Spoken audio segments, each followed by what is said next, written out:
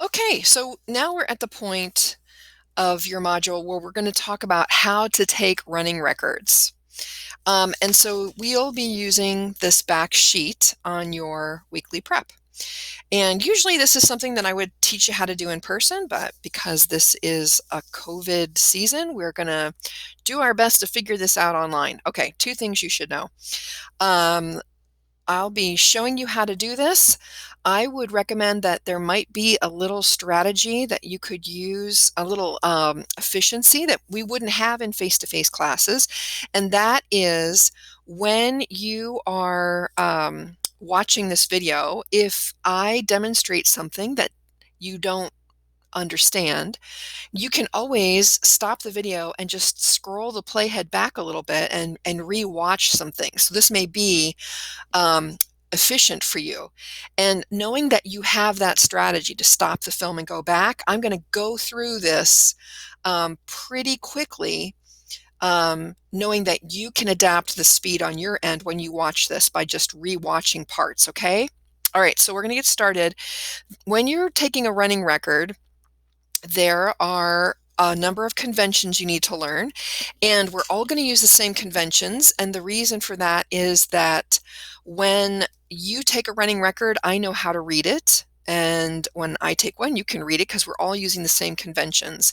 And just like when you probably learn to type, sometimes it's hard to learn those conventions, but it's well worth the investment. Okay. So what you need to have is some blank paper, and it's really easier if you have some, just blank copier paper. And I would recommend using a pencil for your first practices because, lots of things can happen when you're first learning how to do something like this.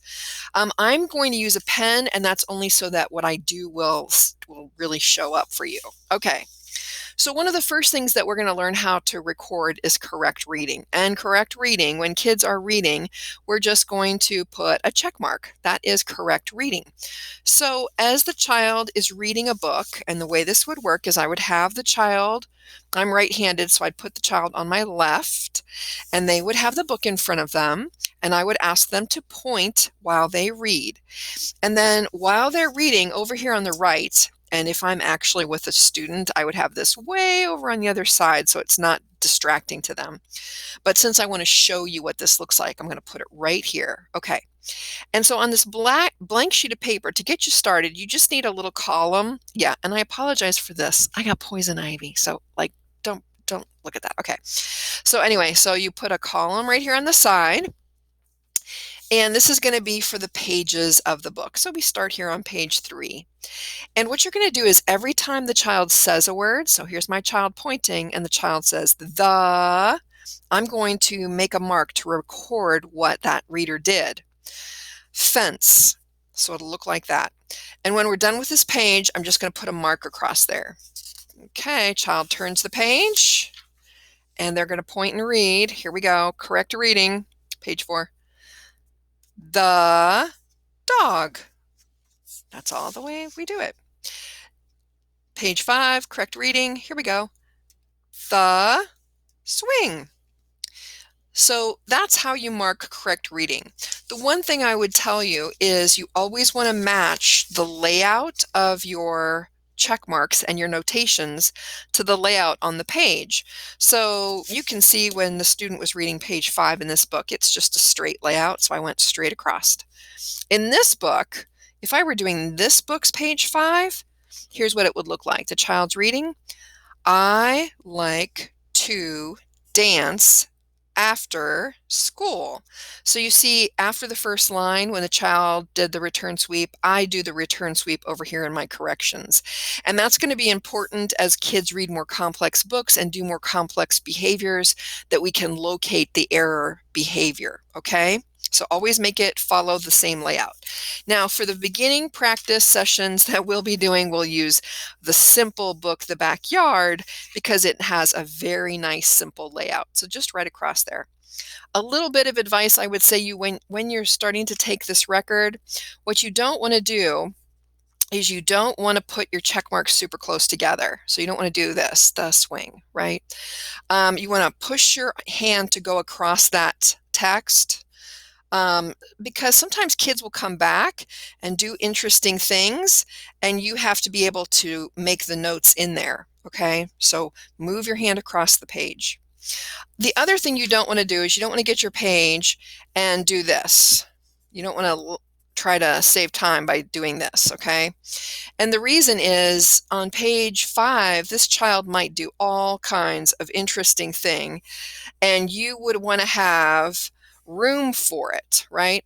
So only go one little step at a time. Start out with just one page number on there, and then take the record and then do your line and keep going. Okay? All right, so that is correct reading. When kids are reading correctly, we're just using check marks. Now, the second thing kids can do is they can come to a piece of the text. So the child might be reading right here and they read the, which is correct reading. But then here, instead of saying swing, they say pillow. They saw that pillow there. So all you're going to do is you're going to write what the child said that is different from the text. So they wrote pillow. They said pillow, sorry. So I'm going to write pillow, and then I'm going to put it over what the word actually is in the text. And this is a convention we're going to use across these notations. So we put what the child says on top, and we put what the text actually says on the bottom. And if we remember this kind of fraction, it'll help us when we do some more complicated things down here. Okay? So grab a piece of scrap paper and let's just practice a couple of these processes, okay? We'll just read, I'm going to read a couple of pages of this book, and I would say take the record while I take the record. And you don't have to be watching what I'm doing so much as trying it on your own, okay? So here it goes. We're on page 3. All right. The fence.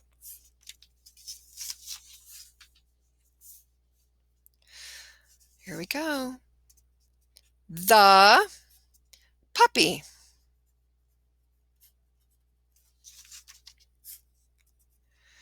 The pillow.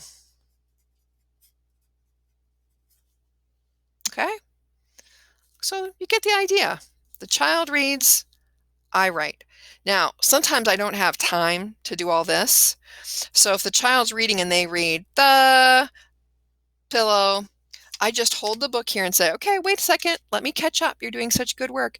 And then that gives me time to write this in. See how that works? Okay. So far we have gotten correct reading and the miscue. Now, sometimes when kids read, they skip a word. So they might just read this and say, fence. So they have omitted or skipped that first word. And we're going to use the same convention that we used up here. This is the general rule. What the child said, the child pointed to this word and they said nothing. So we're going to use a dash. They said nothing. And the word was the. And then maybe they read fence, right? So this is how we show an omission. We just put a dash over what the word in the text was. That's how you show an omission. So we're still using the same kind of fraction. We put what the child said nothing, over the text said the. And then the other thing kids can do is they can insert a word, so they can add something that's not there. So maybe the child here reads the big fence. So they weren't pointing really at fence when they were saying big. They were just adding a word, the big fence. So we're going to use the same convention. We put what the child says. So they read the, right? There's the. And then they said big. And the child said something that isn't in the text. And so we just put a dash underneath it. Nothing there. And then they said the big fence. They got fence. So this is how you do an insertion. You just put what the child says over a dash because there was no text there. Okay? All right, so now we are ready to try this. And I will be the student, and I want you to grab a blank piece of paper, just a blank piece of paper. And this book is called The Backyard. So you always put the title up here. And it's a level pre-A. and put your first page number, and then just, you can do that. If you run out of room on this page, you can always flip over. All right. So you are going to be taking the record, and I'm just going to be reading this like the child would. Okay. Ready? Ready? Here we go. Every time I say something, write something. Okay. The fence.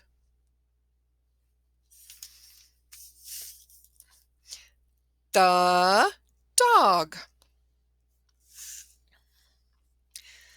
The yard.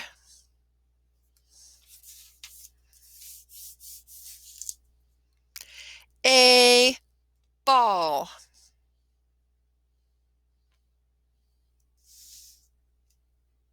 Flowers.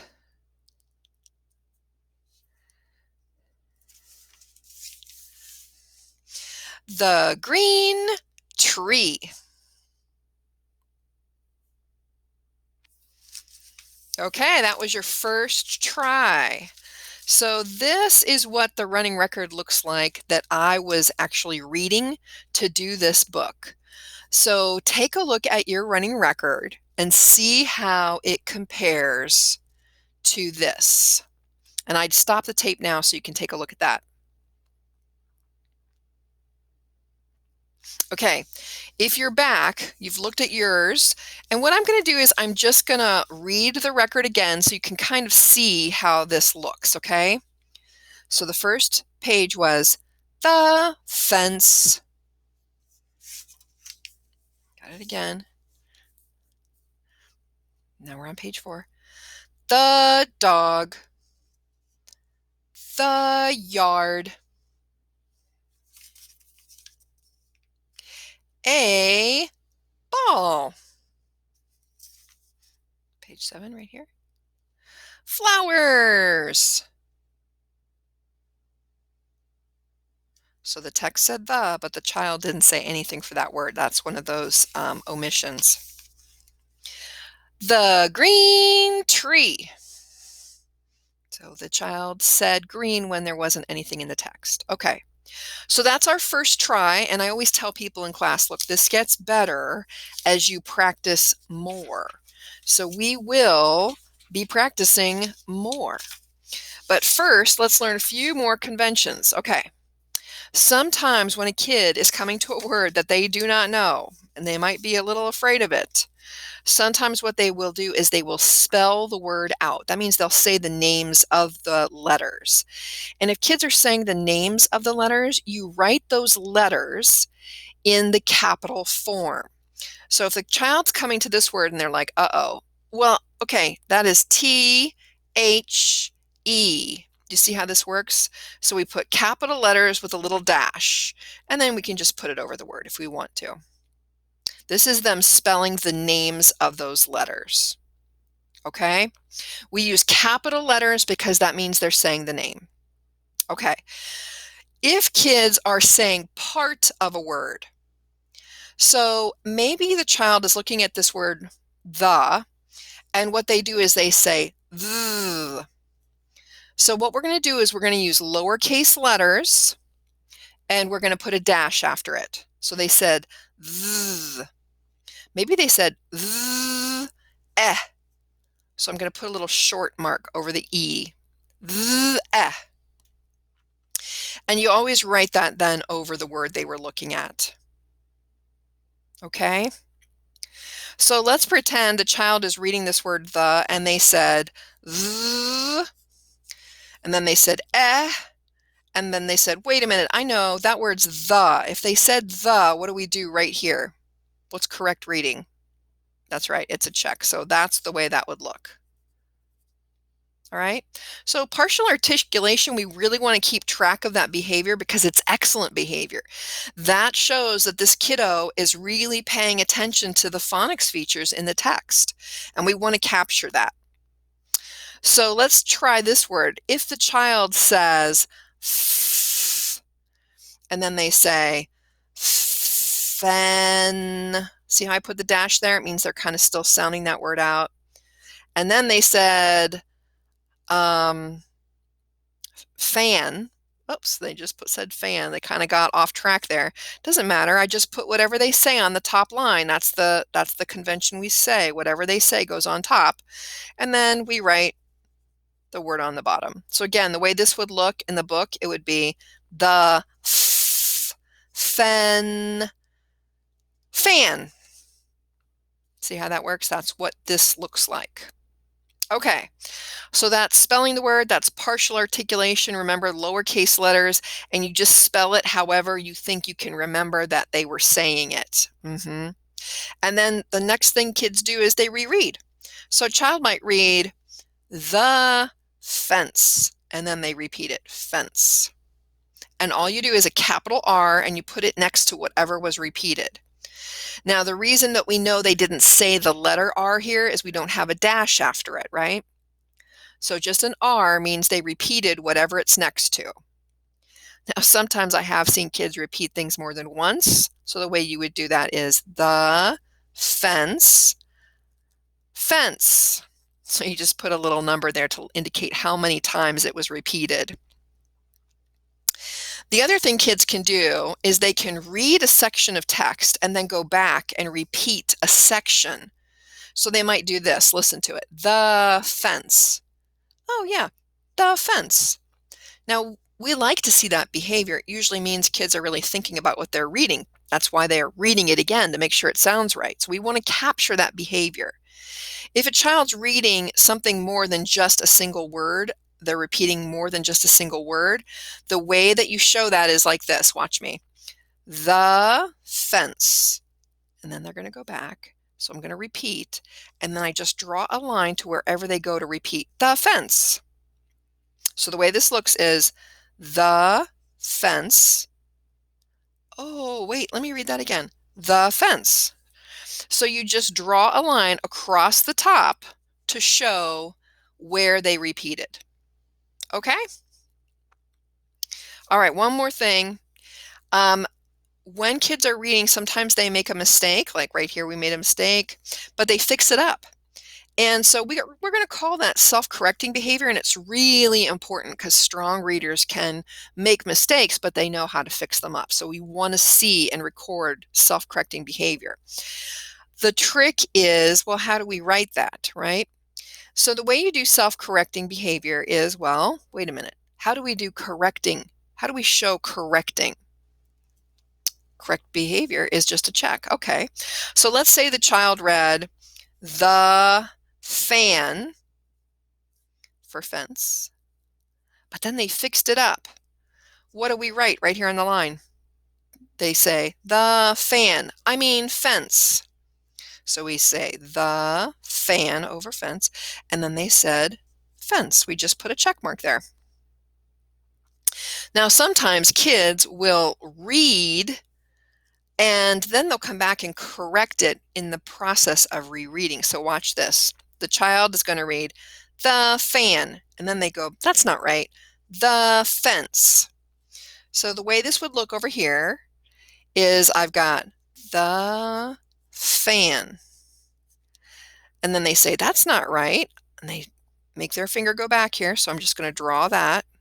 The fence. And so I'm going to just attach the correct check mark there, the correct reading check mark. I'm going to attach that to the repeat line. See how that works? And that way I can remember they didn't fix it up until they repeated it. So the way this looks is the fan. Oh, that's not right. The fence. Okay. Now, last but not least, sometimes kiddos will come to a word and they don't know it and they just don't know what to do. They might not know enough letters or enough phonics strategies to attack that word. They might not know how to check the picture to get some ideas of what the word could possibly be. And so what they might do is appeal or ask you. And we want to try to deflect appealing behavior because otherwise kids will just appeal all the time. And it is very effective to ask the teacher, what's that word, if she always gives you the word. So here's the way we're going to do it. Child's reading along. They read what's that word? Okay, the way that we show that the child appealed is we're going to put a capital A on top of the word. So that's the appeal. What's that word? And we know the child didn't spell the letter A because there's no dash after it like we do with spelling. Okay? So A means appeal. A for appeal. And what we're going to say is you try it. And you put a little dash on the bottom here. And this is to remind you that you said these magic words. You try it. You try it. And that's that little deflection to show them that we really want to see their reading behavior, not our reading behavior. So they say, what's that word? You try it. And then the child will do something. Okay. So sometimes the child will say something. They might say, fan. Okay. Sometimes the child will not say anything. So here's what that looks like. The child reads, what is that word? So I put my appeal here and I say, you try it. And they're like, I don't know. I can't do it. I can't do it. And then you're going to put a capital T here with no dash. T with a dash means they said the name of the letter T. T with no dash means I told them. And this is going to count as an error. So we don't want to have a ton of these. Okay. So we always try to tell them, you try it. But if we have to tell them, we have to show that we actually solved that word for the children. Okay, so that's a told and an appeal. T for told, A for appeal, capital letters with no dashes. Okay, now that is an awful lot of new information in a short period of time. Through the magic of film, you could, and I might recommend this to some of you, especially if you're thinking, oh my gosh, my head hurts, I need to think about this a little bit. I would say for you, stop the film and just rewatch part of it. Because the more you see it, the probably more comfortable it's going to get. Okay. For those of you that are thinking, you know what, I think I got this. For those of you, what I want you to do is grab that blank piece of paper and let's do this. Let's practice one. Let's do it. And just put the name of the book at the top. Level Pre-A. We're going to do that same book again. We're going to do the backyard. All right. And I'm just going to read, and you are going to take the running record. You can do it. Let's try it. This is a practice, and the more you practice, the better you're going to get. Most people by the end of, all people, right? Because it's a criteria for passing the class, are very competent with this. And I think it's one of the very impressive things that we take into the field. Teachers are impressed that we know how to do this when we go out into the field. Okay, here we go, friends. Here we go. The yard.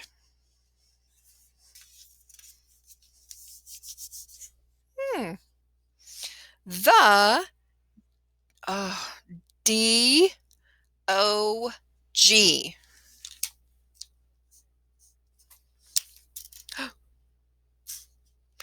The swing.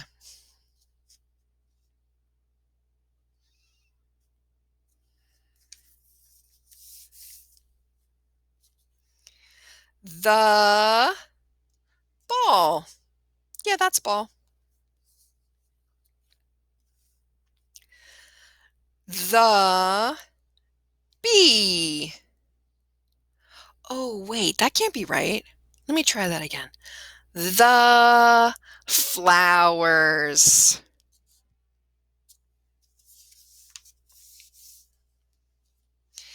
The elm tree. Now, what I'm going to tell you, friends, is what I would say to do is just scrub the playhead back on this video, like 2 minutes, and you look at your running record and watch me read that book again and see if you like your record. Okay, go do that. Scrub the playhead back 2 minutes, watch me read the book a second time while you look at your running record, see if you like it. Okay. And the next step would be, here is the record that I was actually reading. So take a look at this, compare it to yours. Let's see how it looks. Okay, Now here's the last thing we're going to do, and this is the one that you are actually going to send me. Are you ready? This is it. Blank document. Here we go. You can do this. Blank document. And I'm going to read that darn book one more time. Whoopsie. The backyard. Here it comes, the backyard. And I want you to take the running record. This is the one that you are going to send to me. I want to see how you're doing. And I know that you're going to get better with time, but I want to just see how you're doing. Okay? So here we go.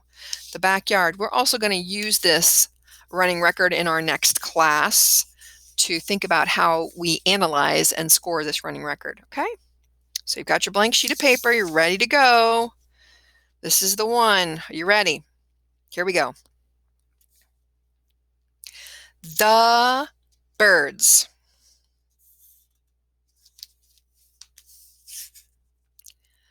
The dog.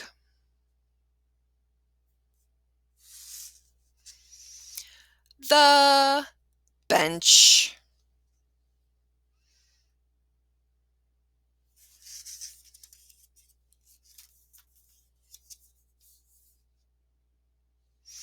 The cat. There he is. The bee. Oh, wait a minute. Full flowers.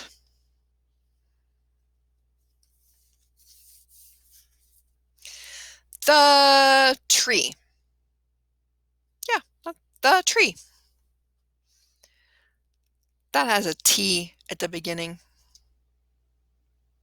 Okay, so that was actually a running record from a student. Student actually read the book in that way, so you can kind of see what it looks like for a child.